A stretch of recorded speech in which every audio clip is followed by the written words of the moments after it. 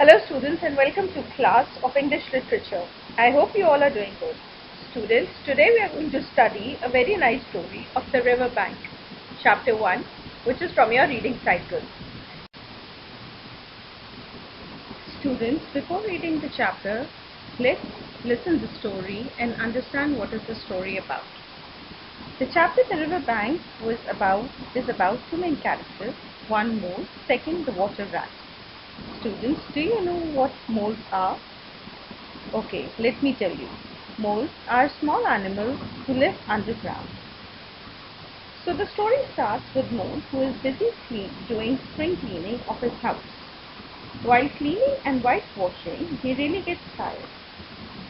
He then decides to leave everything and to go up and see the weather. He, after a lot of effort, reaches up and sees a fine sunny day with soft breeze and thinks it's better being up than being down whitewashing his house. He's busy running here and there when he meets few elderly rabbits who ask him to pay for passing to the private road. But Mole does not pay any attention to what they had said and ran from there. After enjoying the beauty of nature, Mole comes across a river bank which he had never seen before. Since the river was new for him, he decided to sit there and rest for some time. While he was resting, he saw something silky and shiny in a hole on the opposite side of the river bank. It was a water rat, who came out from his pool to greet and invite Mole to his place. Mole had no idea of how to cross the river, so the water rat took out his boat, which the Mole loved in spite of knowing what it was, to come and pick Mole. They both were busy talking and enjoying themselves when water rat hit the boat on the river bank and both fell down and had a great laugh. Water rat helped Mole getting back on the boat and asked him if Mole had no other plans for the day so they could have a picnic together on the river. Mole, for whom everything was new and exciting, as he had never seen the river before, agrees happily to spend his day with the water rat. Water rat gets to his house and brings a picnic basket full with eating stuff. Mole gets a shock to see so much of eating stuff for them. Thus, they both keep enjoying their day happily when Mole tells the water rat about him having a jolly life living by the river. Students, this is the story about. Now we will hear the same input. प्यारे बच्चों, chapter the river bank में दो main characters हैं, एक मोल और एक water rat. River bank का मतलब है दरिया का किनारा। कहानी शुरू होती है मोल से, जो अपने घर की सफाई करने में, घर की सफाई और वाइट वॉश करने में मसरूफ होता है। काम करते करते वो इतना थक जाता है कि वो सोचता है वो ऊपर जाके मौसम को देखें। वो बड़ी मेहनत करता है ऊपर आने के लिए। ऊपर आता है और प्यारा सा सनी डे देखता है, ठीक है, और बहुत खुश होता है क्योंकि उसके लिए सारी चीज़ें नई होती हैं। वो कभी बाहर नहीं आया हुआ होता। वो आगे पीछे भागता है, भागते भागते उसे खरगोश मिलते हैं जो उसे कहते हैं हमें पैसे दो, 6 पेंस दो, ताकि तुम यहाँ से गुजर सको। वो इतना खुश, ऑलरेडी मोल इतना खुश हुआ होता है कि वो उनकी बातों को बेध्यान करके आगे निकल जाता है। और जैसे वो आगे जाता है, वो दरिया के किनारे के पास पहुंचता है। वो दरिया को देख के इतना खुश होता है, वो सोचता है मैं यहाँ थोड़ी देर बैठ के आराम कर लेता हूँ। दरिया के किनारे जब मोल बैठ के आराम कर रहा होता है तो उसको दूसरी तरफ, दरिया के दूसरे कोने की तरफ एक सुराख में से, खोल में से एक चमकती चीज़ नज़र आती है जो काली सी, शाइनी सी, सिल्की सी होती है। वो 2-3 दफ़ा देखता है मगर वो चीज़ सामने आती है, दूर जाती है, सामने आती है, दूर जाती है। थोड़ी देर बाद वो चीज़ एकदम बिल्कुल सामने आ जाती है और फिर उसको पता चलता है कि ये वाटर रैट है। वाटर रैट उसको वहाँ से हेलो हाय करता है और उसे कहता है कि मेरे घर आओ। मोल, जिसको दरिया का कुछ पता नहीं होता कि ये कैसे उस तरफ जाएगा, वो उसे मना कर देता है। तो रैट अपनी कश्ती निकालता है, जो मोल जिसको मोल देख के बहुत ज़्यादा खुश होता है। वो रैट वो मोल के पास, मोल के घर आता है, मोल को लेने के लिए, दरिया के किनारे मोल को लेने के लिए आता है। और ये दोनों अपनी कश्ती में, जो छोटी सी कश्ती होती है जिसमें सिर्फ 2 लोग बैठ सकें, यही वो रैट और मोल दोनों इतनी छोटी होती है कि सिर्फ दोनों बैठ सकें, वो आगे चलते हैं। चलते चलते बातें करते करते गलती से वाटर रैट है वो कश्ती उसकी दरिया के किनारे पे टच हो जाती है, कश्ती उलट जाती है, दोनों पानी के अंदर गिर जाते हैं। पानी में जब गिरते हैं तो ये दोनों बहुत ज़ोर से हंसते हैं। खैर, जो वाटर रैट है वो मोल को कश्ती में वापस बिठाने में उसकी मदद करता है और फिर वो उससे पूछता है कि आज तुम्हारा वाटर रैट मोल से पूछता है कि आज तुम्हारे दिन का क्या प्लान है। कहता है अगर तुम्हारा कोई प्लान नहीं है तो तुम मेरे साथ चलो, मैं तुम्हें दरिया की सैर कराता हूँ। मोल खुशी खुशी मान जाता है क्योंकि मोल ने कभी दरिया और दरिया का किनारा नहीं देखा हुआ होता। वो वाटर रैट अपने घर जाता है, अपने घर से पिकनिक की बास्केट उठाता है जिसके अंदर बहुत सारा खाने का सामान होता है। मोल एकदम घबरा जाता है कि इतना सारा खाने का सामान तुम क्यों ले आए। तो वाटर रैट उसे कहता है ये वो सामान है जो मैं जब भी कहीं जाता हूँ आगे पीछे थोड़ी देर के लिए, मैं ये सारा सामान अपने साथ लेके जाता हूँ। खैर, ये दोनों चलते रहते हैं, मतलब दरिया के किनारे, दरिया पे घूमते रहते हैं, अपनी कश्ती में घूमते हैं, दरिया की सैर करते हैं। और एट द एंड मोल उसको वाटर रैट को कहता है कि तुम कितनी अच्छी जगह रहते हो कि तुम्हें वहाँ पे हर चीज़ अच्छी नज़र आती है। आई होप आपको स्टोरी समझ आ गई हो। अब चैप्टर पढ़ते हैं। Thank you. Dear students, now since we have understood the story, let's begin the reading.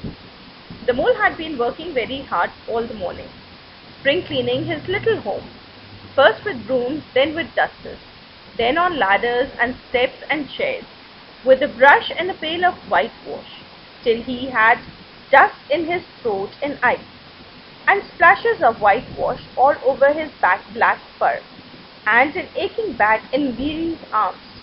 Spring was moving in the air above, in and in the earth below, and around him, penetrating even his dark and lowy little house.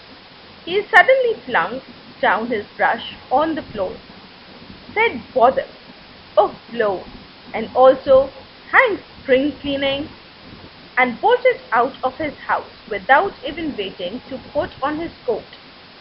Something up above was calling him, and he made for the steep little tunnel. He scraped and scratched and scrambled, and scrooged, and then he scrooged again, and scrabbled and scratched and scraped, working busily with his little paws and muttering to himself, up we go, till at last, pop! His snot came out in the sunlight, and he found himself rolling in the warm grass of a great meadow. This is fine, he said to himself. This is better than whitewashing. The sunshine struck hot on his fur. Soft breezes creased his heated brows. Jumping off all his 4 legs at once in the joy of living and the delight of spring without its cleaning, he pursued his way across the meadow till he reached the hedge on the further side. Hold up, said an elderly rabbit at the gap. 6 pence for the privilege of passing by the private road. He was bowled over in an instant by the impatient mole, who trotted along the side of the hedge, chaffing the other rabbits as they peeped hurriedly from their holes to see what the throw was about. Onion sauce, he remarked jerkily, and was gone before they could think of a thoroughly satisfactory reply. Then they all started grumbling at each other. How stupid! You are, Why didn't you tell him? Well, why didn't you say? You might have reminded him. And so on, in the usual way. But of course, it was then too much late, as is always the case. It all seemed too good to be true. Hither and thither, through the meadows, he rambled busily, along the hedgerows, finding everywhere birds building, flower budding, leaves thrusting, everything happy. He thought his happiness was complete when he meandered aimlessly along. Suddenly he stood by the edge of a full-fed river. Never in his life had he seen a river before. All was glint and gleam, and sparkles, rustle and swirl, shatter and bubble. The mole was bewitched, entranced, fascinated by the sight. By the side of the river he trotted as one trots, and when tired at last, he sat on the bank. As he sat on the grass and looked across the river, a dark hole in the bank opposite, just above the water's edge, caught his eye. As he gazed, something bright and small seemed to twinkle down in the heart of it, vanished, then twinkled once more like a tiny star. But it could hardly be a star in such an unlikely situation, and it was so glittering and small of a glow-worm. Then, as he looked, it winked at him. A small face began gradually to grow up round him, like a frame round a picture.